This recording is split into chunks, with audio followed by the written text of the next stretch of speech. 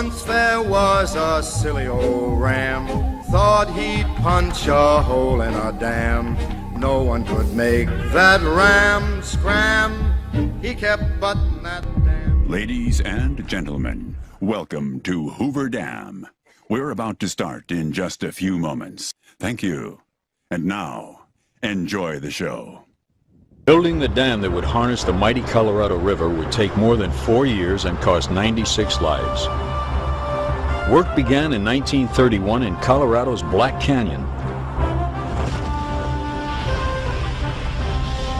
Men called high scalers blasted loose any weak rock that might later fall on the work below. 4 tunnels, each 56 feet in diameter, were drilled through the canyon walls. The men worked from the platforms of a drilling jumbo so that up to 30 of them could drill at once. Next, a temporary earthen dam was built across the canyon and the river was diverted through the tunnels. The site was then dug down to bare rock. Cement was poured into forms to create giant interlocking cubes. The completed structure contains over 3.25 million cubic yards of concrete. Finally, the diversion tunnels were plugged and the water began to build up, forming Lake Mead. 10 miles wide and 115 miles long. The completed dam, dedicated by President Roosevelt on September 30th, 1935, provides flood control and generates over 6 billion kilowatt hours of electrical energy each year.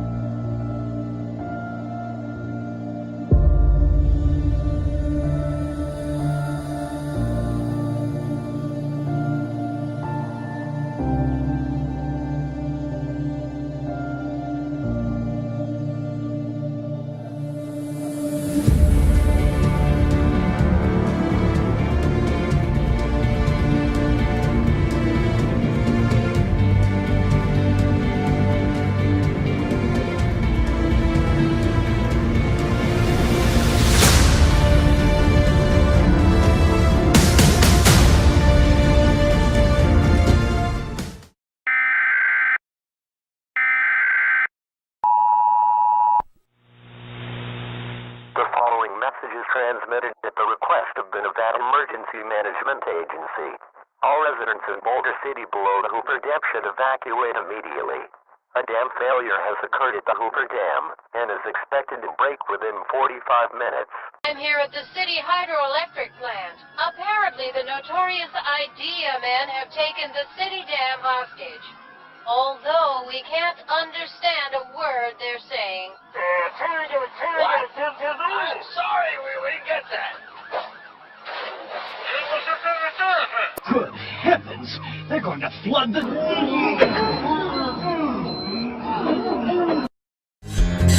If the levee breaks, won't have no place to stay.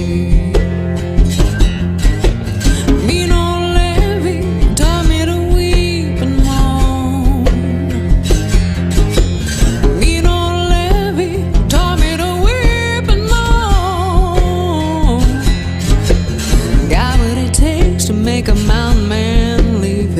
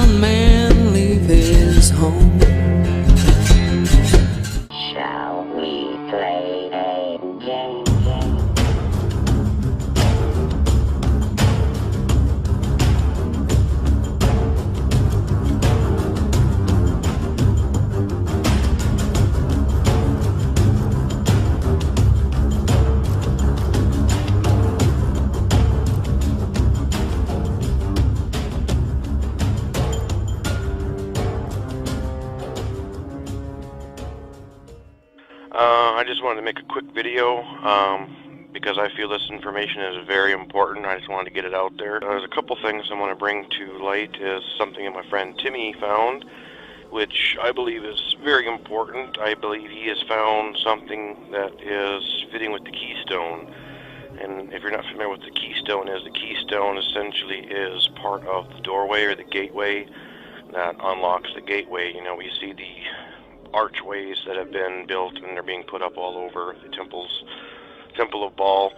But something that is just unbelievable that came to mind, and it popped in my mind after I watched the movie Pixels. In the movie, one of the characters just screams out, totally random, just like how they're hiding the secret of the pyramid under the Hoover Dam. The U.S. government! Which is covering up the truth about the ancient pyramid under the Hoover Dam! And I just thought how so many of us, including myself, have been focusing so much on CERN. And what if CERN has just basically been gathering an energy source like dark matter or whatnot to open a Stargate? And what if that Stargate is actually the Hoover Dam? And once I started researching this, I found some interesting articles. There's not a heck of a lot of them, but these articles are all talking about how the Hoover Dam was built like a Stargate. So I believe that a lot of people's different research in that this is all connected and culminating together. And if we look at this article, I think this needs to be looked into on a much deeper scale. I just think that there's something going on with the Hoover Dam, and what if what is going to be birthed forth is something that's actually going to come out of that area? What if this also is a large part of a smaller part? What if these archways to Baal they've been putting up, we don't know what's been constructed inside of them. I do have a video that I had seen where a person had mentioned that all the archways were built by robots. They were all built by machines. And who's to say, with the weird things that are going on this day and age of technology and what have you, what's to say that these archways aren't going to be dimensional portals put up all over the world for, you know, the armies of the underworld to come forth through, or fallen angels, the dark ones, whatever you want to call them. Whatever's coming through them isn't going to be good, but there's a lot of the stuff that's coming together, and I just believe that we need to be really, really paying attention very closely as to what is going on and look into all aspects of all things in order to see what the enemy is up to.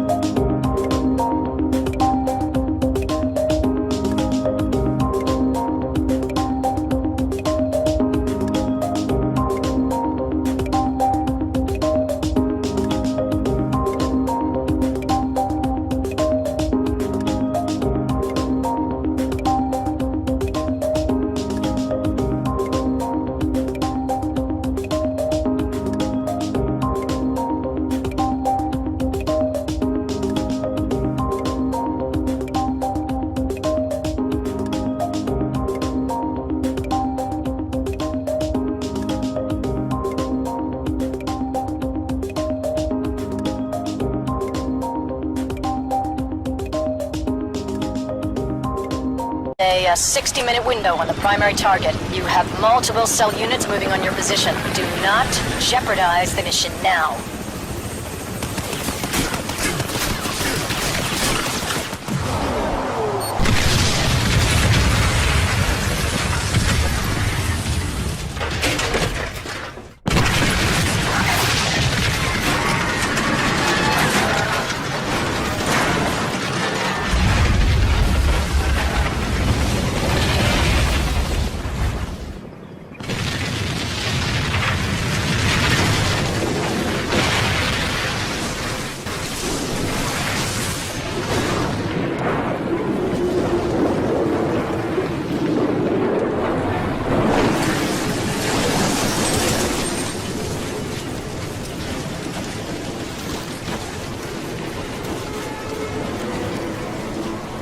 Palmyra looked as ISIL took control, the triumphal arch, before the group destroyed it.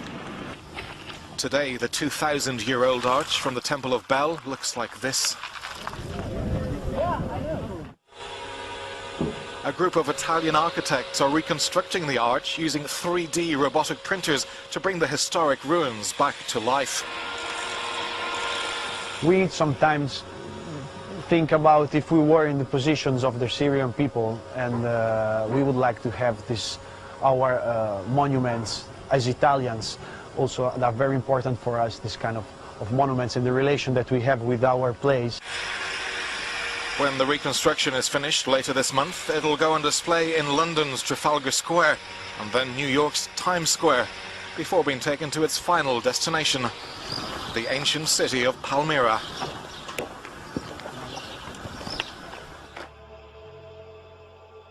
So the curious topic of the Hoover Dam is one that I've been wanting to come back and examine from a enclosed cosmological perspective for a while now.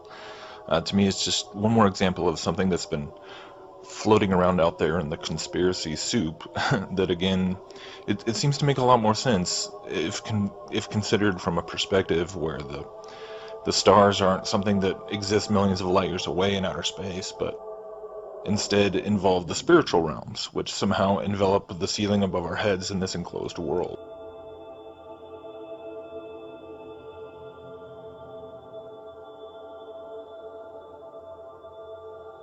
I'd actually never heard about any of the odd edifices and symbolism to be found at the Hoover Dam until I actually happened to visit there myself about 3 years ago.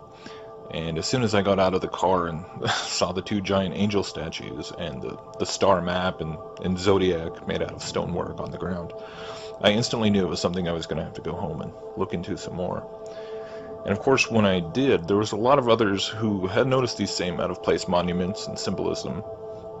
And in the past few years since, a number of other people have made videos and written articles about the many strange aspects of Hoover Dam, such as the elements of Freemasonic symbolism, the idea of there being some sort of false flag attack planned, how the destruction of the dam appears to be portrayed on one of the U.S. bills, and things like the fact that the shape of the dam is almost identical to the throne that Madonna sat on in her infamous Illuminati Super Bowl performance, or the rather curious light show that was done on the front of the dam using a German soccer team logo, which, oddly enough, featured a goat and twin towers.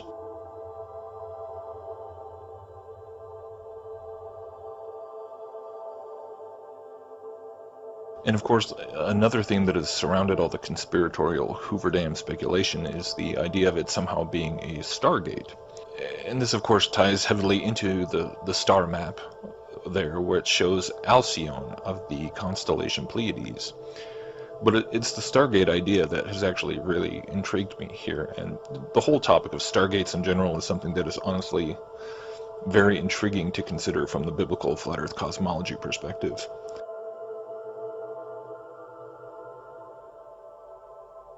Kip from the D13 Watchmen channel recently put out a video on the Hoover Dam Stargate topic, and there he mentions how in the movie Pixels, there's a somewhat random line from someone mentioning the, quote, pyramid hidden under the Hoover Dam, and then of course there's the movie Transformers showing the Allspark being hidden in a secret facility under the dam, and so we can see that allusions to something top secret going on there has even made it into the mainstream Hollywood zeitgeist at this point.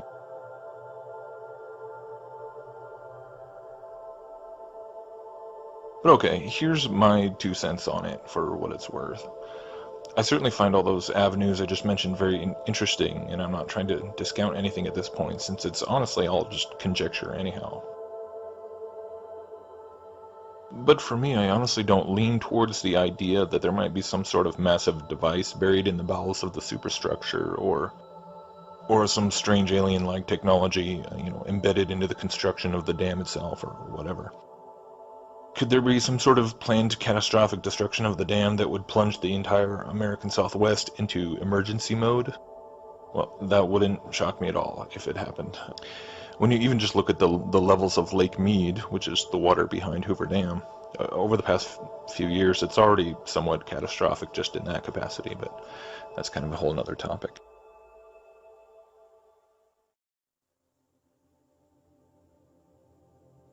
But okay, a Stargate. What does that even really mean? Especially if we're not talking about the sort of, ancient aliens type technological device from the Stargate movie and TV series, or any of the other countless sci-fi depictions of interdimensional portal machines. We're talking about Stargates here in the context of witchcraft and the occult.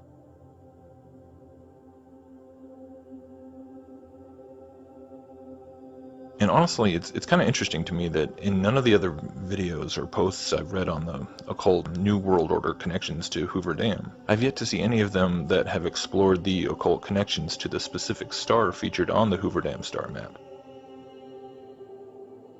First of all, it's interesting to note that there actually is an Alcyone Lodge somewhere in New York State, so there's clearly a Freemasonic connection to the star Alcyone. But even more interesting is the prominent place held in the history of theosophy by the name Alcyone.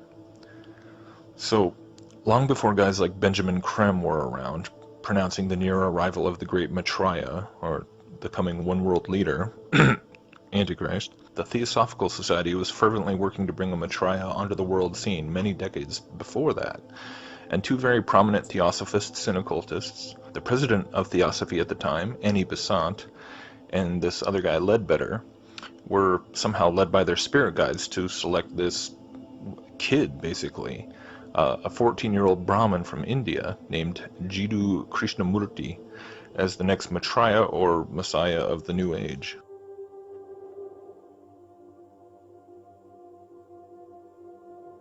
And this guy, Krishnamurti, went by the name of, you guessed it, Alcyone. And he wrote a book called At the Feet of the Master, which he openly claimed were not his own words, but the words of the master who taught him. Any guesses as to who that master actually is? So this Krishnamurti fellow, he was able to channel demonic spirits, and bearing the name of the star Alcyone, he traveled around for many years, being heralded as basically the chosen one of Theosophy, speaking at various conventions and events around the world, until eventually he became disillusioned by all the politics and infighting within Theosophy and its many branches. And really, from what I can gather, ultimately came face to face with the reality that he was not the savior of the world. And in 1929, he publicly announced his official separation from the Theosophical Society, and began preaching a more generic New Age message that had no prophesied coming New Age messianic figures. And then yet, 2 years later, construction of the Hoover Dam begins in 1931, to be completed and opened by 1936, so it is rather curious timing.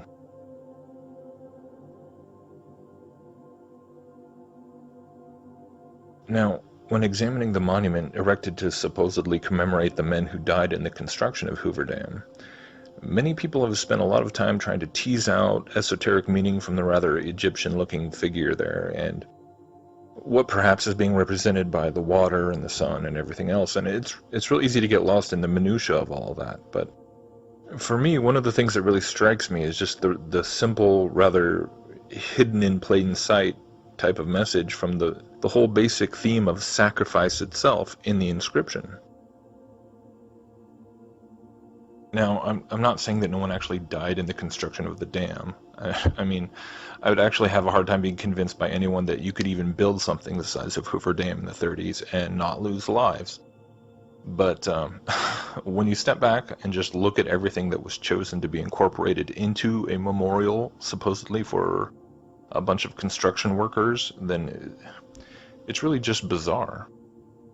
Now, if we go back and take some cues from the many other ancient examples of monolithic sites built by various pagan civilizations, whether it be the pyramids on the Yucatan Peninsula, or the Egyptian pyramids, or the mound builders of the Mississippi Valley culture, or Stonehenge, and so many other examples, we can start to realize that indeed the ritual of human sacrifice was more often than not a very integral component of how these structures were instilled with demonic spiritual energy, in order to create a more intense connection between the human realm and the spirit realm.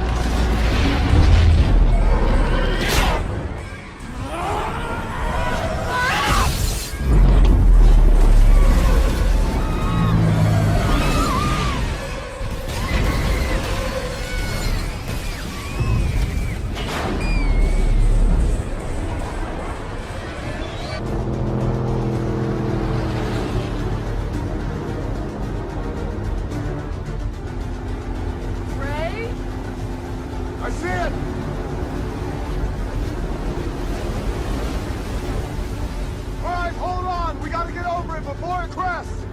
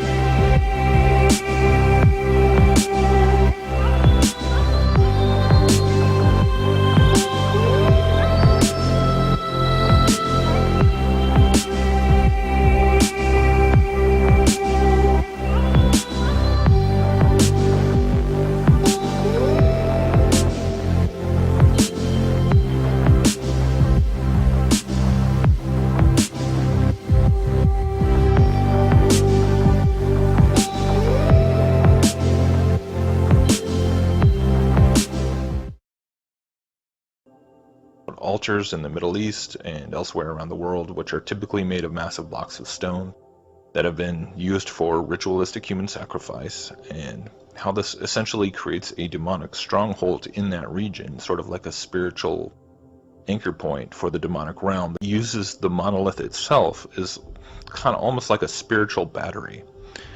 And so Tim Bence has traveled extensively, being led by God to find these altars and destroy them, and release these areas from demonic spiritual oppression. And yeah, he tells the most incredible story about being led by God to Jekyll Island, where the Federal Reserve was created in secret, and learning about the history of the island and how it essentially had a Nephilim tribe living there, which had a stone altar upon which humans were sacrificed.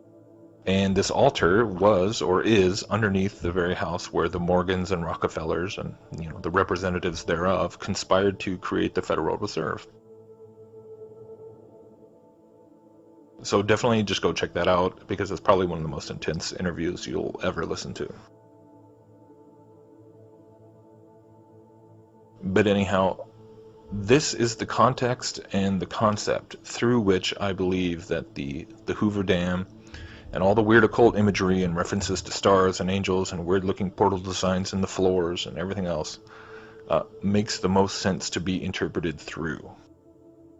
Not in the sense that it's some secret doomsday machine or interdimensional portal device, although it is a machine. I mean, it's a functioning hydroelectric dam.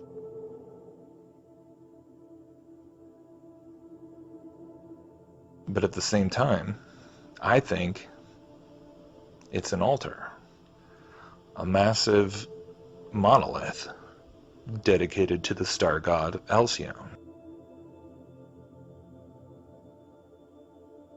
A bona fide occult temple structure built in the era of things like the Theosophical Society and Lucius Trust and so many other satanic New World Order tentacles that were strengthening their grip in America and all around the world at that time. And hidden in plain sight. I mean, it's crawling with oblivious tourists, just like so many other sites which are built and dedicated as memorials, even while they are in fact total Illuminati monuments to the ritual human sacrifice that was performed in that place.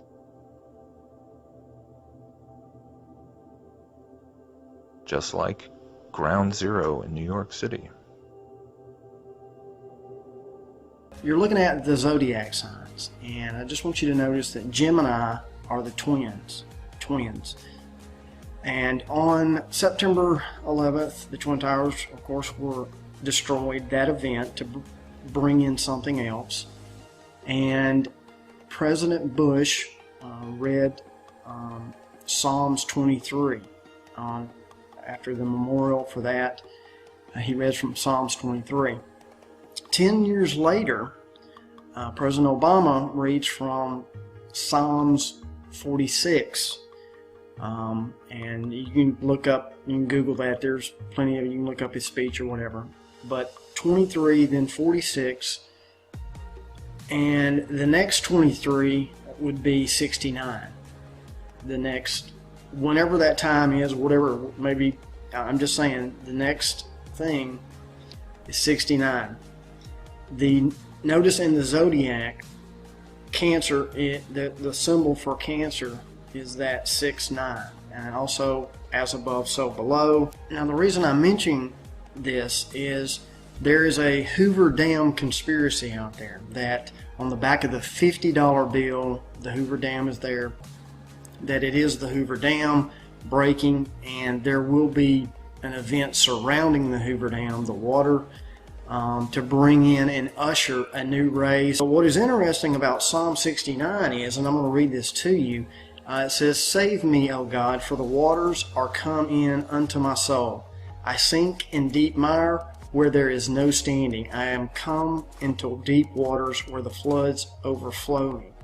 I am weary of my crying, my throat is dried, mine eyes fail while I wait for my God." Now, if you start reading Psalm 69, it is specifically talking about water. Now remember, this is Super Bowl 50. 50, guys. On the back of the $50 bill is the Hoover Dam to bring in the New World Order after this event. This is the conspiracy that is out there, and it's been out there for a while. There's even the Halo 4 commercial with the Hoover Dam in the background, and I'll show that. The evil is awakening part of the commercial. But here's what's also very, very interesting is the Royal Arch of Freemasonry. Look at, it's like a Stargate. And now notice on the Stargate to the left of the top of the archway is Gemini, the twins, the twin towers. In the middle are the archway between the, what it symbolizes is the, between the two. Something will happen in the middle of ushering in something there. And at the 6 and the 9 at the top of the archway.